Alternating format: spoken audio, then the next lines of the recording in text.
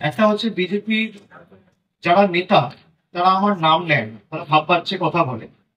আর প্রাক্তন বিচারপতি, আমি প্রাক্তন বলছি তার কারণ হচ্ছে উনি ইতিমধ্যেই আমার রিজিগনেশন টেন্ডার করেছেন। প্রাক্তন বিচারপতিও ভাব বাচ্চে কথা বলেছে, আমার নাম নেই। এই ভদ্র ছেলেটি সম্বন্ধে, ভদ্র সন্তানটি সম্বন্ধে আমাকে কোনো প্রশ্ন করবেন না। আমি তার নামও উচ্চারণ করতে চাই না। কেন স্যার?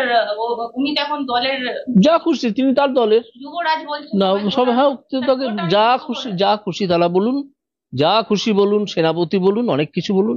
আমি তার সম্বন্ধে কোনো মন্তব্যই করব না। আমি তাকে কোনো রাজনীতিবিদ মনেই করি না। সুতরাং এই মিলটা খুব ইন্টারেস্টিং। আর সেকেন্ড হচ্ছে উনি যে বিষয়গুলো নিয়ে বলেছে তার মধ্যে সব থেকে বেশি ইন্টারেস্টিং আমার যেটা লেগেছে সেটা হচ্ছে উনি স্পষ্ট করে একটা সত্যি কথা বলে দিয়েছে, হয়তো মুখোশকেই বলে দিয়েছে, কিন্তু সত্যিটা বলেছেন বলে আমি তাকে ধন্যবাদ জানাচ্ছি। উনি বলেছেন যে I approach the BJP and BJP approach me. এটা খুব interesting. You have to read between the lines.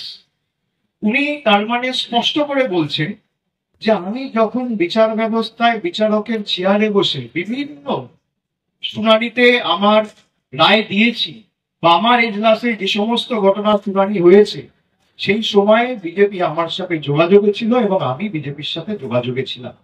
বাকিটা আমি সাধারণ মানুষের কাছে ছেড়ে দিলাম। Thank you.